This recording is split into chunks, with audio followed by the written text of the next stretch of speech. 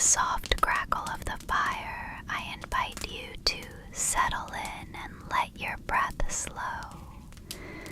In this whispered tale, we'll follow the journey of a small, determined sparrow who sets out across sky and earth in search of the rain that has gone missing. Drawn from Canadian folklore, Sparrow's search for rain is a quiet story of courage, kindness, and balance in the natural world, perfect for relaxing, unwinding, or drifting off to sleep. So close your eyes, listen to the hush of my voice, and let the story carry you into sleep. Long ago, in a village near the sea, many people were living. Among them was a very nice old warrior who had been given great power at his birth, and who therefore could do many wonderful deeds. There was nothing that was beyond his understanding, for he knew all things. His wife had long been dead, but he had one daughter. She was very beautiful and gentle, and she was as nearly perfect as any woman could be. She took no interest in frivolous things, and she lived a very quiet life, but all the people liked her well, and she was always welcome wherever she went.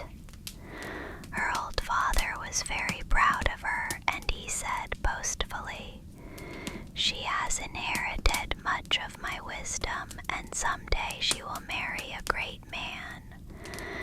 But the girl on her part had little thought of marriage or of men, for she said they had small minds, and she would rather live alone than listen always to their boastfulness and their foolish chatter.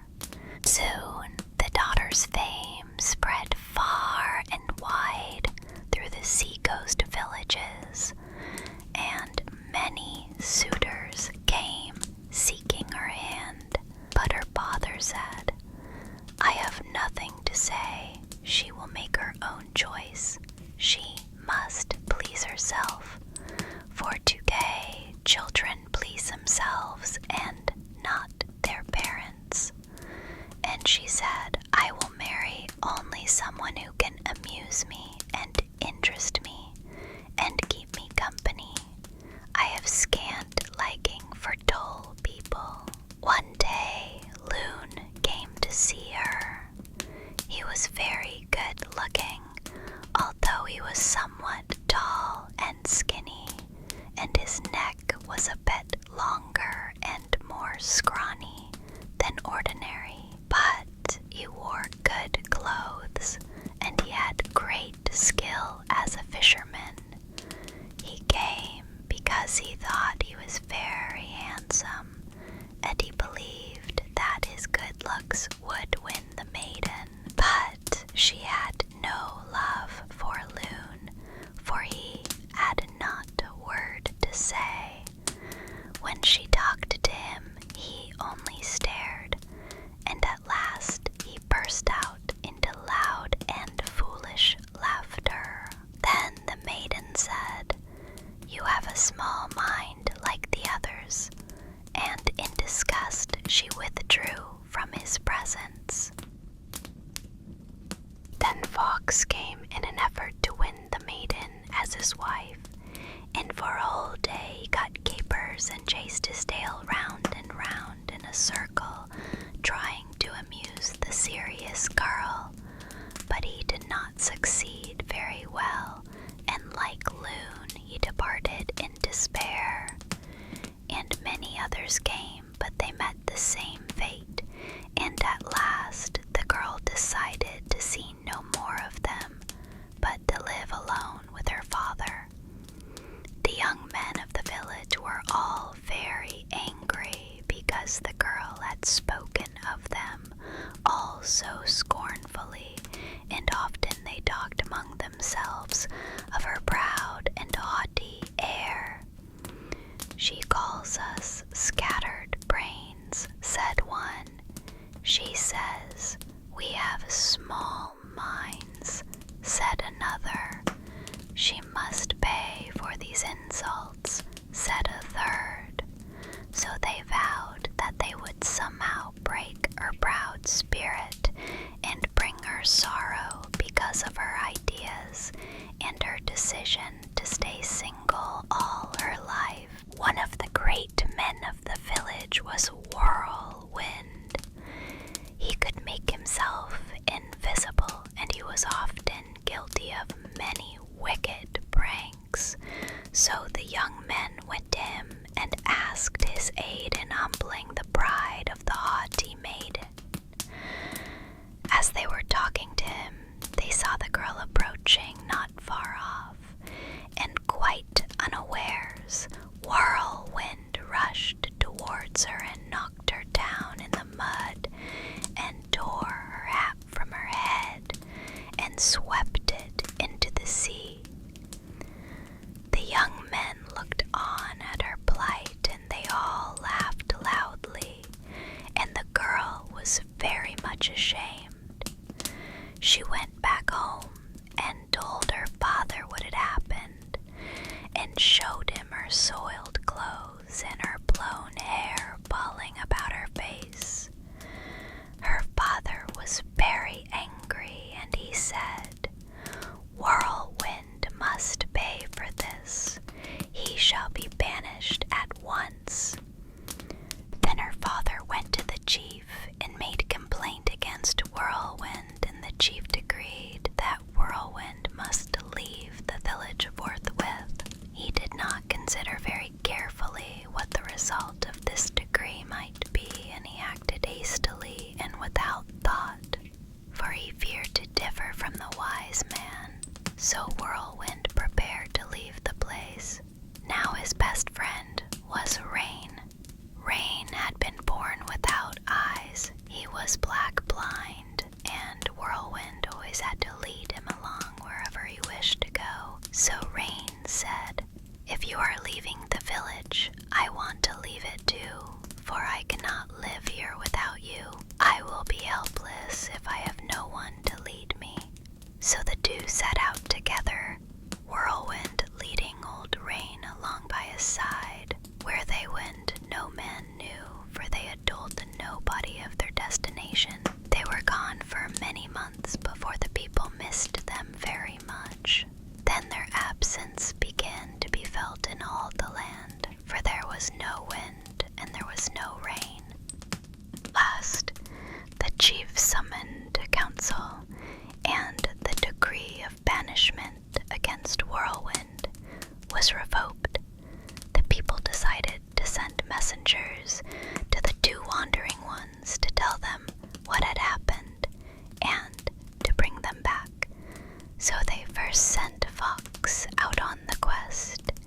Fox went through the land for many weeks, running as fast as he could over many roads, in and out among marshy lake shores, and over high wooded mountains. He searched every cave and crevice, but he had no success.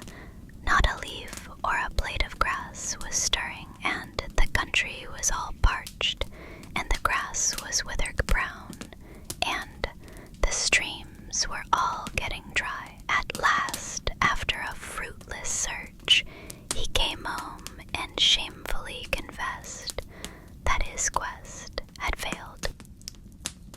Then the people called on Bear to continue the search, and Bear went lumbering over the earth, sniffing the air and turning over logs and great rocks with his powerful shoulders, and venturing into deep caverns. And he made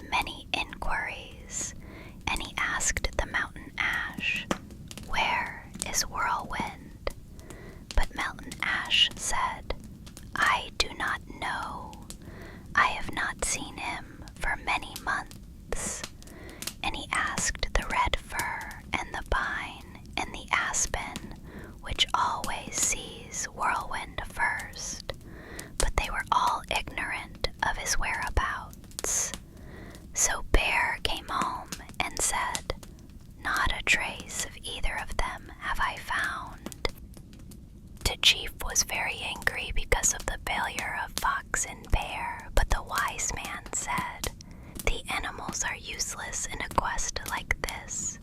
Let us try the birds. They often succeed where the animals fail. And the chief agreed, for the land was in great distress. Many fishing boats lay silent on the sea near the coast, unable to move because a whirlwind was away, and the wells and streams were all dry because rain was absent, and the grass and the flowers were withering to decay.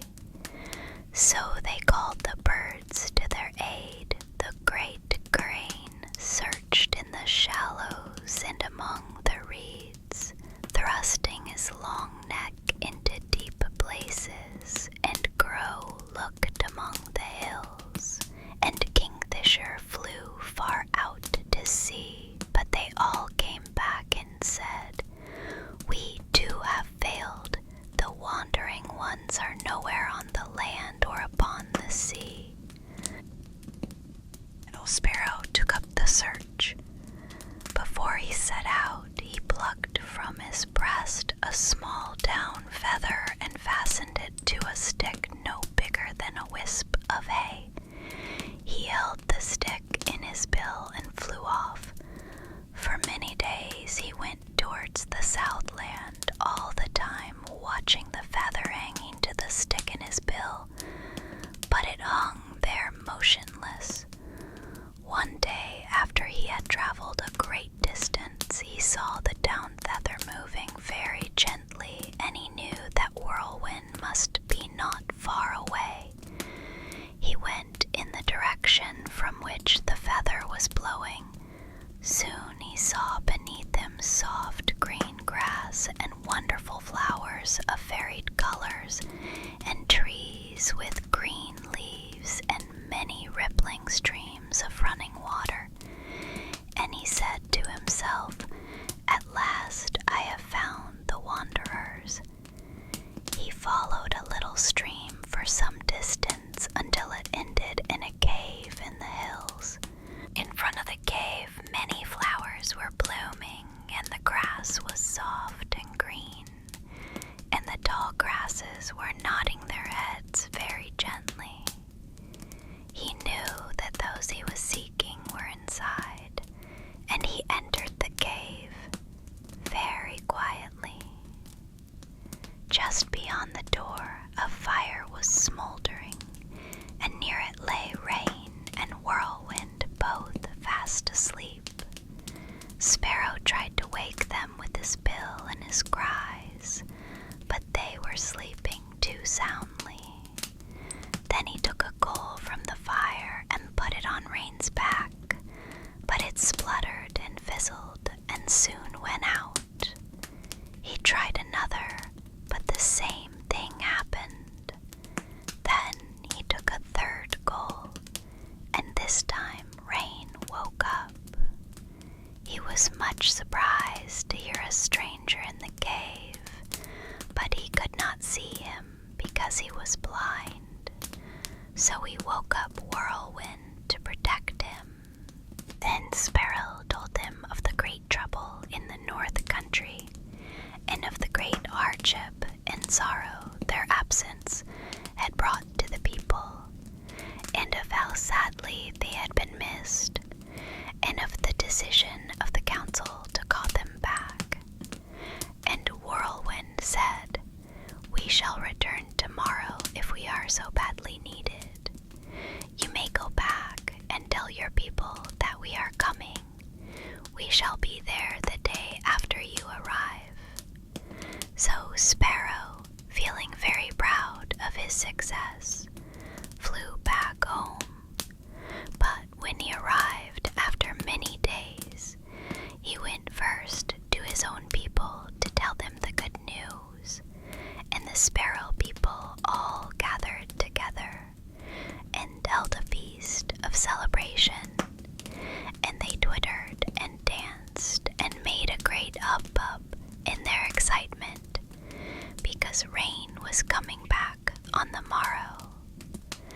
Then Sparrow went to the chief and said, "O chief, I have found Rain and Whirlwind, and tomorrow they